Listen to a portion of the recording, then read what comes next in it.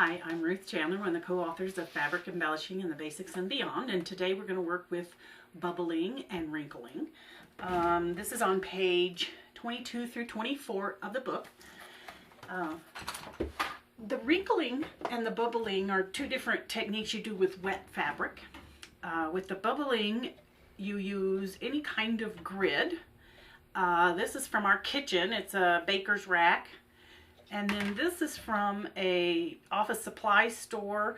That's a good place to look for things. Other places are your all the grids and things that you can get from your grill section in like Home Depot or someplace like that. But really, I enjoy the things at the office supply place the best. So this grid is just a little diamond shape, and you take a wet piece of fabric and you lay it over here on top. And one thing to remember is this is going to be about 1/4 of the size finished of what you're going to begin with.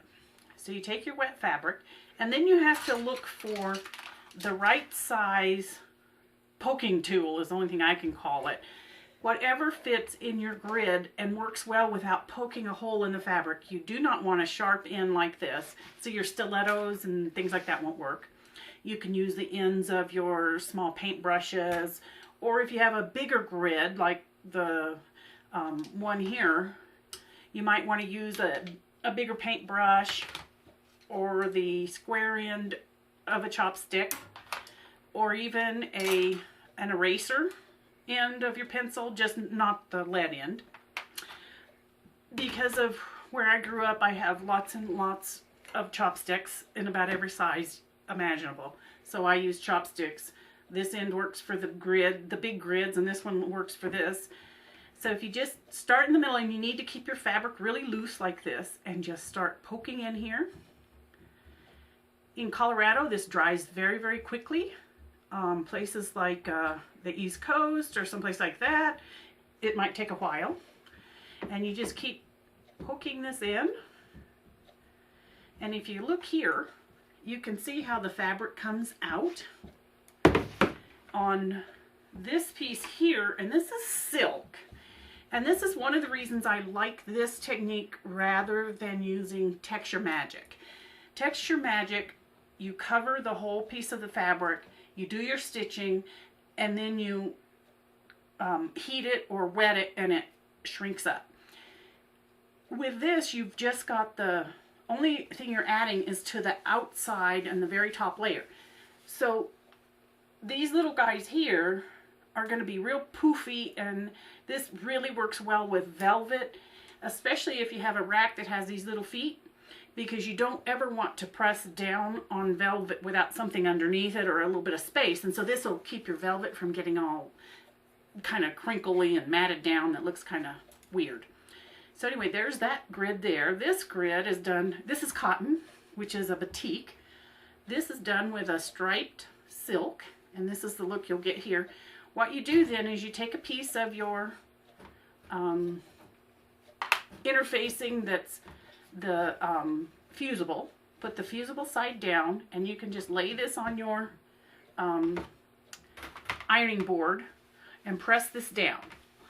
When you press it down like this, after it's dried, it will hold everything in place, and then this is when you can stitch it afterwards. But if you pull it up out of here carefully, you'll see you get these real poofy little bubbling that you don't get as much of this texture as you do with Texture Magic. So that's why we like that. Here's a little piece of plaid yellow and blue silk I did on the little grid over there. And this is a piece of white cotton, or blue cotton. Here's another piece of blue cotton. If you notice, especially with some interfacings, they're a little stretchy. So once you press it on there, you need to make sure you don't kind of pull at it, because it will pull loose from your interfacing. So you know, once you get the interfacing on there, you don't want to handle it too much until you get it stabilized in your page. So that's what we've got for bubbling. I hope you can find some fun, interesting grids and start bubbling fabric. Okay, so now we're going to move on to wrinkling, and all you need is a piece of fusible interfacing and a piece of wet fabric, whatever fabric you want to wrinkle. And then you can either put it in an old nylon and tie knots between each of them, hang them up and let them dry, or put them in the dryer and let them thump around like balls. Or if you don't have an old nylon, you can also use one of the purchased lingerie bags for the dryer and wind everything up. But if you're going to put them in a big bag like this, since it won't hold it tight, then you will have to put a rubber band around it. So once again, you may end up with not wanting to get it really, really hot, and then you can put it in the bag. And then you can fill the bag, but you know, here in Colorado it dries really quickly. I don't know about the West Coast or the East Coast where there's a lot more humidity. So let's get started. Here's my wet piece of fabric. And I'm using this piece here. Before you think about doing the wrinkling, you need to think about your fabric. And this already has so much texture that I don't know that it would do a whole lot of good, because the wrinkles would kind of disappear. So you want to pick your fabric that way, with a thought to whether or not the effort you put into it's going to work. So you take this, and you can do it either on the bias or straight. Just remember that if you do it on the bias, it will kind of distort your fabric, but if you're doing this for texture, it's not going to matter anyway. So then you just start twisting it up, a lot like we do our broomstick skirts or anything like that. And once again, we know that if we wet something and then let it dry, that way the wrinkles stay better. And this will twist up against itself until you get a little bitty ball, and you just want to keep twisting and twisting and twisting. And really, the more you twist, the more wrinkles you're going to get. So it just depends on what you want and how long your hands hold up. The bigger the pieces, the longer it takes. And then you want to take your ends and tuck it in like this. And then you put it down in your nylon. I've been known to do the whole nylon, but this one's got a knot here, and I tucked in my fabric, and a knot here and tucked in the fabric.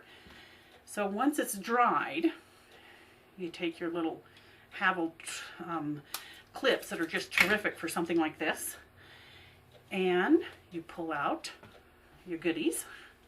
And this one I did on the bias, and it had a lot of leaf. It's a leaf fabric that, because of the way I wrinkled it, it almost looks like old wrinkled up, dried up leaves or something.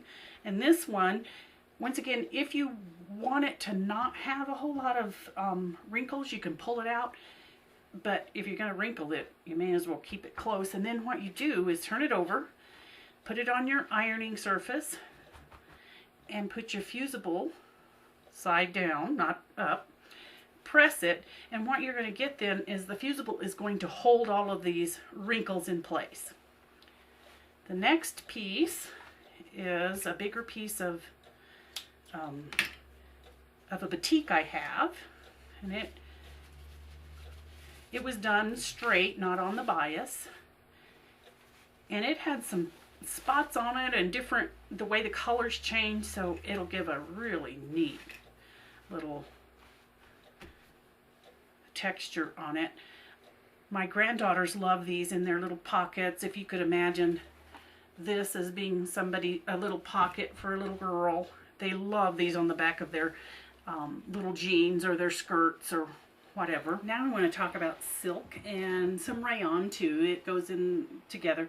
Silk has the tendency, and we know that when you iron it, those wrinkles stay in. So it's a really good type of fabric to use with this technique. So this is a piece of striped silk we've done, and you can tell it's going to stay there. It's really kind of boingy there. This is one piece here that we used, just a piece of green, so you can use large pieces. This is a longer piece like this. It just depends on which direction, what you're going to use it in. One thing you do need to remember, here's the piece that we used that had been scrunched up, is when you pull this fabric out, it is quite a bit bigger. So you start with this size and you end up with something you know, this wide. So you've got to remember that you need to start quite a bit bigger than you want to end up. And I always have little bits and pieces I cut off, and then I give it to Liz because she never throws anything away. So let's think about where you can put these. My grandkids love them in their pockets because they like to touch them. They're great on little flaps for your purses or tote bags or even little insets. One thing you do need to remember, if you're going to put them in clothing or if you're going to have them in a quilt block such as this, you do need to stitch it down, because as it gets worn or used, it will have a tendency to pull away from the interfacing, and the only thing that's holding it to that interfacing is the what you have ironed it on with. So the stitching kind of helps, and it also gives you a lot more texture. We do have texture on our pages in this area, and you can see it here also, and we use those the stitches from your programming on your machine, and you can't really see these here, so we do have a lot of close-ups in our at our website, which is textileevolution.com, and you can join us on our free book study, and we would love to see you there, and we also love getting photos from you. Thanks. Enjoy.